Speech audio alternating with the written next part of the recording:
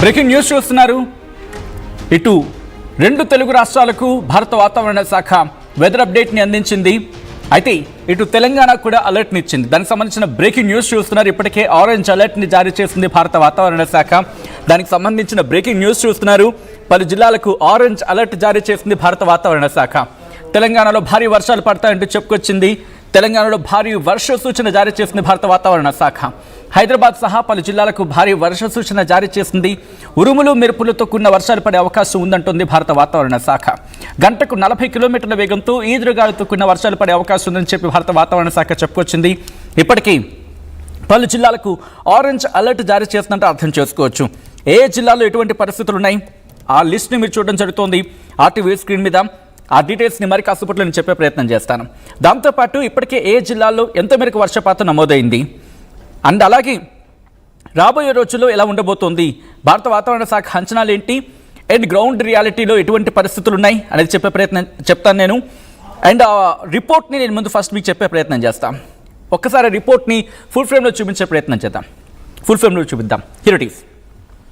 మీరు చూస్తే కనుక ఈరోజు రాష్ట్రంలో విభిన్నమైన వాతావరణం కనిపిస్తుంది. డిఫరెంట్ క్లైమేట్ కనిపిస్తోంది. ఇటు ఆరెంజ్ అలర్ట్ ఉంది వడగాల్పులకి, ఎల్లో అలర్ట్ ఉంది ఇటు వర్షాలకి.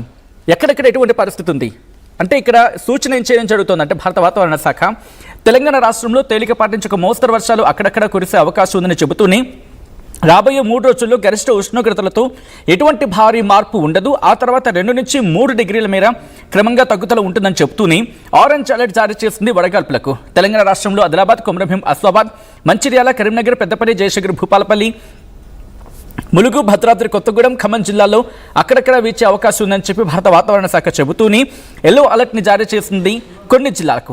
ఎక్కడెక్కడ ఇక్కడ ఏకంగా 50 నుంచి 60 కిలోమీటర్ల గంటకు 50 నుంచి 60 కిలోమీటర్ల వేగంతో ఈదురుగాలులతో కూడిన వర్షాలు పడే అవకాశం ఉందని చెప్పి భారత వాతావరణ శాఖ అంచనాలున్నాయి. ఏ ప్రాంతాలంటే తెలంగాణ రాష్ట్రంలోని ఆదిలాబాద్, కొమరంభీం, ఆసిఫాబాద్, నిర్మల్, నిజామాబాద్, మహబూబాబాద్, వరంగల్, హన్మకొండ జిల్లాల్లో అక్కడక్కడ కురిసే అవకాశం ఉందని చెప్పి భారత వాతావరణ శాఖ అంచనా వేయడం జరుగుతోంది.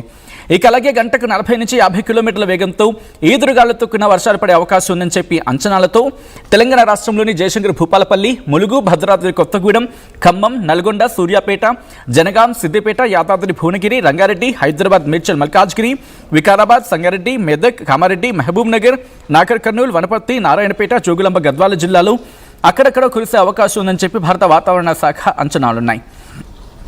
అయితే ఈ ఎల్లో అలర్ట్ అనేది దాదాపుగా మనకి 31 కాదు ఏకంగా 2వ తారీఖు వరకు కూడా కంటిన్యూ అవుతుంది. అంటే ఈరోజు 27, 28, 29, 30, 31, 1, 2 అంటే వారం రోజుల పాటు ఎల్లో అలర్ట్ ఉంది.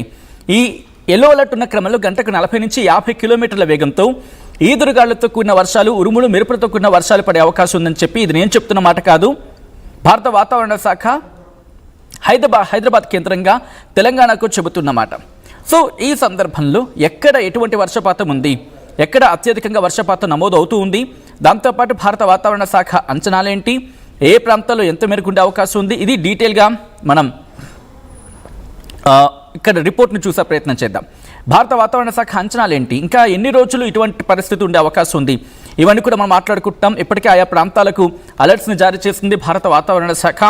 అండ్ తెలంగాణకు సంబంధించి ఇప్పటికే అలర్ట్ని కూడా ఇచ్చింది. అంటే భారత వాతావరణ శాఖ ఏముంటుంది, భారీ వర్షాలు కొన్ని చోట్ల ఉంటాయి అండ్ కొన్ని చోట్ల ఉరుములు మెరుపులతో కూడిన వర్షాలు ఉంటాయి, కొన్ని చోట్ల వడగాల్పుల పరిస్థితి ఉంటుంది అంటూ చెబుతూనే ఇక్కడ వర్షాల గురించి మాట్లాడుకుంటే ఈరోజు అత్యధికంగా వికారాబాద్లోని కులకచెర్ల మండలంలోని ముజాహిద్పూర్ ఒకవేళ నా ప్రొనౌన్సియేషన్ గురించి అటు ఇటు అయి ఉండవచ్చు కాక అక్కడ 31.8 మిల్లీమీటర్ల వర్షపాతం నమోదైందని చెప్పి ఇటు వర్షపాతానికి సంబంధించి రిపోర్ట్స్ వస్తూ ఉన్నాయి.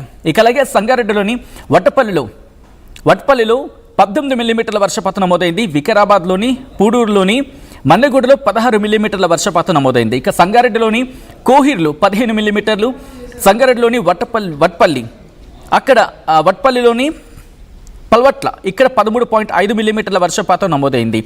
ఇలా చాలా చోట్ల తెలంగాణ వ్యాప్తంగా సుమారుగా లీస్ట్గా 2 మిల్లీమీటర్లు అంటే అత్యల్పంగా 2 మిల్లీమీటర్ల వర్షపాతం నమోదైంది.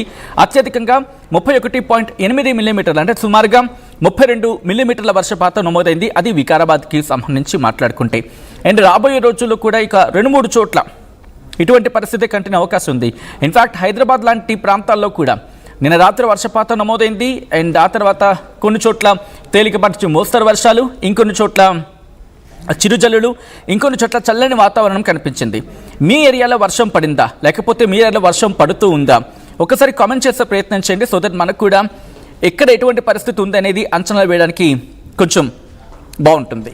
అండ్ ఇప్పటికే పోల్ రికార్డ్ అయిన సందర్భంలో దాదాపుగా 60 to 70% వర్షం పడుతుంది అని చెప్పుకొచ్చారు. కొంతమంది నో అంటున్నారు. గ్రేట్. ఏ ప్రాంతాల్లో ఎక్కడెక్కడ పడుతుంది అనేది కామెంట్ చేయండి. ఒకవేళ మీ ఏరియాలో వర్షం లేకపోతే కనుక ఈ ప్రోగ్రామ్ చూస్తున్న వాళ్ళు, ఈ కాంటెంట్ చూస్తున్న వాళ్ళు, మీరు అంటే మీ ప్రొఫైల్లో మీ ఏరియా వర్షం పడుతుందా లేదా దీన్ని మెన్షన్ చేసే ప్రయత్నం చేయండి. సో దట్ మిగిలిన వాళ్ళు కూడా మీరు హెల్ప్ చేసినట్టు అవుతుంది. అండ్ అలాగే మీ ఏరియాల్లో రైతులు కనుక ఇబ్బందులు ఎదుర్కొంటూ ఉంటే, ఎందుకంటే ఈ వర్షపాతం కారణంగా వడ్లు ఆరబెట్టుకుని ఉన్నారు, ధాన్యాన్ని ఆరబెట్టుకుని ఉన్నారు. కొంతమంది కళ్ళాలు అవి ఒక్క మాటలో చెప్పాలంటే మగ్గిపోతున్నాయి కొన్ని సందర్భాల్లో. కాబట్టి వర్షానికి అవి ఇబ్బంది పడుతున్న సందర్భాలు ఉంటే కనుక కమెంట్ చేసే ప్రయత్నం చేయండి. ఈ విషయాన్ని అధికారుల దృష్టికి తీసుకెళ్లే ప్రయత్నం చేద్దాం. ఎందుకంటే వర్షాల కారణంగా చాలామంది ఇబ్బందులు ఎదుర్కొంటున్నారు. అండ్ ఇక్కడ ట్రూ హానెస్ట్గా మాట్లాడే ప్రయత్నం చేద్దాం. ఎందుకంటే ఈ ఇష్యూస్ని మనం అధికారుల దృష్టికి తీసుకెళ్లే ప్రయత్నం చేస్తున్నాం కాబట్టి. ఎందుకంటే కొన్ని లక్షలాది మంది తెలుగు ప్రజలు కావచ్చు, బయట ఉన్న వాళ్ళు కావచ్చు, అంటే తెలుగు రాష్ట్రాల్లో ఉన్న ప్రజలు కావచ్చు, విదేశాల్లో లేకపోతే వివిధ రాష్ట్రాల్లో ఉన్న ప్రజలు కావచ్చు చూస్తున్నారు. కాబట్టి వాళ్ళు కూడా దీన్ని ఫార్వర్డ్ చేయడమో లేకపోతే వాళ్ళు కూడా ఈ క్లిప్ని బేస్ చేసుకొని అధికారుల దృష్టికి తీసుకెళ్లే ప్రయత్నం చేయడం చేస్తూ ఉంటారు. కాబట్టి మాట్లాడే ప్రయత్నం చేయండి, కామెంట్ చేసే ప్రయత్నం చేయండి. భారత వాతావరణ శాఖ ఇప్పటికే అలర్ట్నిచ్చింది. ఇంకొన్ని రోజుల పాటు ఇదే వర్షాలు కంటిన్యూ అయ్యే అవకాశం ఉంది. వర్షాలు కంటిన్యూ కాకపోయినా వాతావరణం కాస్త చల్లబడే అవకాశం ఉంది. కారణం ఏమై ఉంటుంది? భారత వాతావరణ శాఖ. ఎందుకంటే మాన్సూన్ గురించి మాట్లాడుకుంటున్నాం. మాన్సూన్ ఇప్పటికే ఎంటర్ అవుతూ ఉందని చెప్పి నైరుతి ఋతుపవనాల గురించి మాట్లాడుకుంటున్నాం కదా. ఇప్పటికే సౌత్ వెస్ట్ మాన్సూన్ భారత వాతావరణ శాఖ అంచనాల ప్రకారం అయితే ఈరోజు 27వ తారీఖున శ్రీలంకను అయితే తాకేశాయి. శ్రీలంకను తాకాయి. సాధారణంగా జూన్ 1వ తారీఖున లేకపోతే మే 26 ఆ సందర్భంలో, అంటే ఒక రోజు ఆలస్యంగా అయితే మాత్రం వస్తూ ఉన్నాయి. సాధారణంగా వేగంగా వస్తూ ఉంటాయని చెప్పి మాట్లాడుకుంటూ ఉంటాం. అండ్ ఈసారి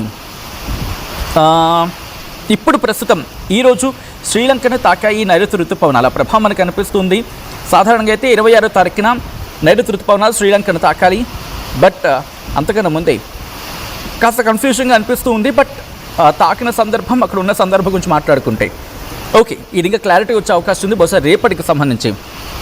అయితే ఇక్కడ మరికొద్ది రోజుల్లోనే మనకి ఇటు తమిళనాడుని తాకపోతూ ఉన్నాయి నైరుతి ఋతుపవనాలు.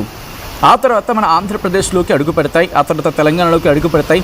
అంటే తమిళనాడు, కేరళ, ఆ తర్వాత ఆంధ్రప్రదేశ్, కర్ణాటక, ఆ తర్వాత తెలంగాణ, మహారాష్ట్ర, మధ్యప్రదేశ్, ఛత్తీస్గఢ్, ఒరిస్సా ఈ ప్రాంతాలను తాకుతూ ఇంకా పైకి వెళ్తూ ఉంటాయి.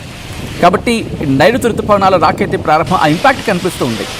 సో ఈ క్రమంలోనే భారత వాతావరణ శాఖ వెదర్ అప్డేట్ని అందించింది. మీ ప్రాంతాల్లో ఎటువంటి వర్షపాతం ఉంది అనేది మీరు కామెంట్ చేసే ప్రయత్నం చేయండి.